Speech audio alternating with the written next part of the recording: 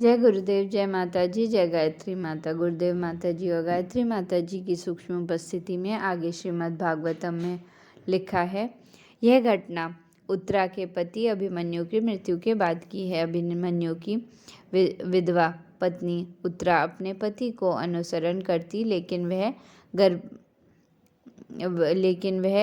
गर्भिणी थी और परम भगवत भक्त महाराज परीक्षित उसके गर्भ में थे, अतएव उनकी रक्षा करना उनका परम धर्म था। माता के ऊपर बहुत बड़ा उत्तरदायित्व होता है कि वह शिशु की सभी प्रकार से रक्षा करे। अतएव भगवान श्री कृष्ण के समक्ष अपनी बात कहने में उत्तरा लजाई नहीं। उत्तरा एक महान राजा की पुत्री, एक महान वीर की पत्नी और एक महान भक्त की शिष्य थी।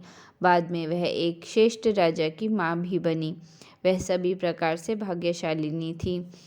श्री भगवान सभी प्रकार से निष्पक्ष हैं, तो भी वे अपने भक्तों का पक्ष लेते हैं, क्योंकि प्रत्येक व्यक्ति के कल्याण के लिए इसकी नितांत आवश्यकता है।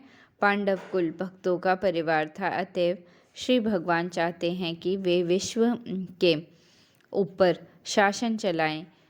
यही कारण था कि दुर्योधन दल के शासन को समाप्त करके उन्होंने महाराज युधिष्ठिर का शासन स्थापित किया। इसलिए वे गर्भ में स्थित महाराज परीक्षित की रक्षा करना चाह रहे थे। वे नहीं चाहते थे कि संसार पांडव कुल से विहीन हो जाए, जो भक्तों के आदर्श कुल का था।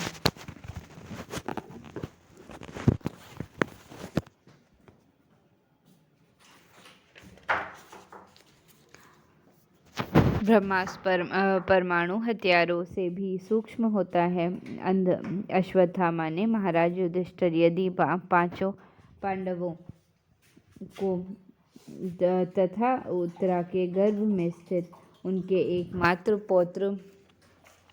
पौत्र को मारने हेतु ब्रह्मशास्त्र छोड़ा था। अतएव यह ब्रह्मशास्त्र, जो परमाणु हथियार की अपेक्षा अधिक प्रभावशाली तथा सूक्ष्मतर होता है, परमाणु बमों की तरह अंधा नहीं था। जब परमाणु बम छोड़े जाते हैं तो वे लक्ष्य तथा अन्य वस्तुओं में अंतर नहीं कर पाते। ये बम मुख्य रूप से निर्दोषों को हानि पहुंचाते हैं, क्योंकि इन पर कोई नियंत्रण नहीं होता। लेकिन ब्रह्मास्त्र ऐसा नहीं होता। यह लक्ष्य को पहचानता है और निर्दोष को क्षति पहुंचाए बिना आगे बढ़ता है। अश्वत्थामा द्वारा छोड़ा गया ब्रह्मास्त्र परमाणु अस्त्र के समान तो था, लेकिन उसमें तेज तथा ऊष्मा अधिक थी।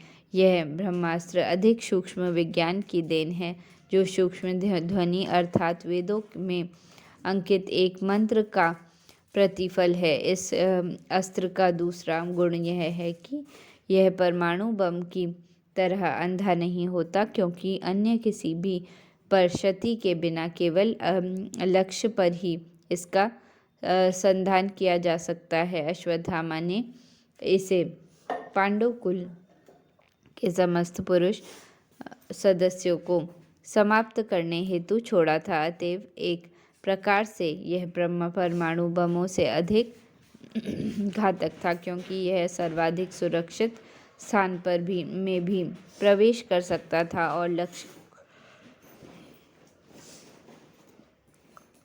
को कभी नहीं चूकता था।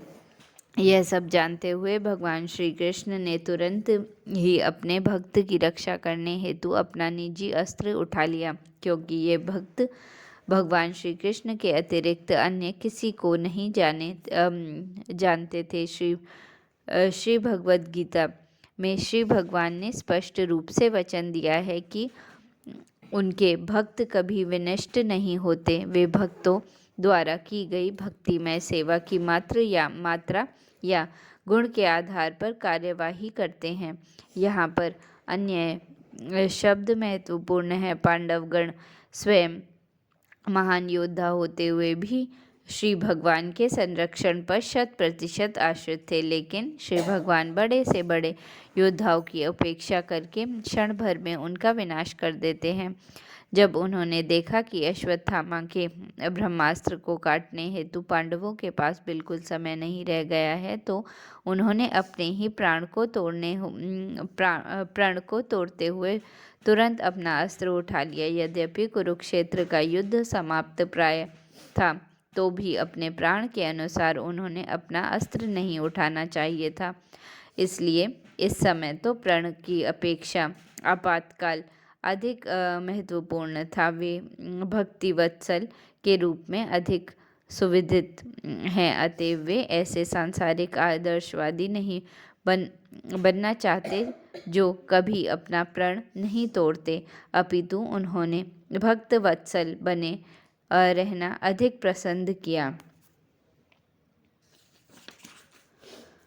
परम योगी श्री भगवान परमात्मा स्वरूप में अर्थात अपने पूर्ण अंश के रूप में एक ही समय में प्रत्येक व्यक्ति के हृदय में अथवा परमाणुओं के अंदर भी निवास कर सकते हैं। अतएव उन्होंने महाराज परीक्षित को बचाने हेतु तथा महाराज कुरु के वंश की रक्षा करने हेतु उत्तरा के गर्भ को आच्छादित कर दिया।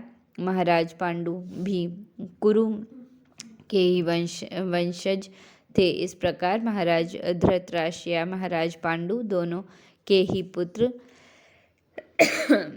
महाराज कुरु के वंशज थे, अतएव दोनों ही सामान्य रूप से कुरु कहलाते थे। लेकिन जब इन दोनों परिवारों में मनमुटाव हो गया तो महाराज धृतराष्ट्र के पुत्र कुरु कहलाने लगे और पांडु के पुत्र पांडव कहलाने लगे, क्योंकि कुरुक्षेत्र के युद्ध में महाराज धृतराष्ट्र के सभी पुत्र और पौत्र मारे जा चुके थे। अतएव इस वंश का अंतिम पुत्र कुरुपुत्र के नाम से अभिहित किया गया है। श्री भागवत गीता में कहा गया है कि दिव्य जाज्वल्यमान प्रभा ब्रह्म ज्योति भगवान श्री कृष्ण पर आश्रित है। दूसरे शब्दों में ब्रह्म तेज श्री भगवान की किरणों के अतिरिक्त और कुछ नहीं होता। जिस प्रकार की सूर्य किरणें सूर्य के गोले से ही निकली किरणें हैं, अतएव यह ब्रह्मास्त्र भी यद्यपि भौतिक रूप से अमोघ था, किंतु श्री भगवान के परम तेज से पार नहीं पा सका। अश्वत्थामा द्वारा छोड़ा गया ब्रह्मास्त्र श्री कृष्ण द्वारा अपनी शक्ति के बल पर निष्क्रिय अतएव व्यर्थ कर दिया गया, अर्थात उन्हें किसी की सहायता नहीं लेनी पड़ी, क्योंकि वे परम पूर्ण हैं। जीवों के नन्हे मस्तिष्क के लिए श्री भगवान के कार्यकलाप सदैव अल्पनीय होते हैं। परमेश्वर के लिए कुछ भी असंभव नहीं है, लेकिन उनके सभी कार्य हमें आश्चर्यजनक लगते हैं और इस प्रकार वे सदैव हमारी विचार शक्ति की सीमा से परे बने रहते हैं। श्री भगवान सर्वशक्तिमान तथा पूर्ण परमेश्वर हैं। श्री भगवान 100% पूर्ण हैं, जबकि दूसरे अर्थात श्री नारायण, ब्रह्मा, शिव, देवतागण तथा अन्य सभी जीवों में ऐसी अपूर्णता का कुछ प्रतिशत ही पाया जाता है, कोई भी न तो उनके तुल्य है न उनसे बड़ा, वे अद्वितीय हैं। जय गुरुदेव, जय माता जी, जय गायत्री माता।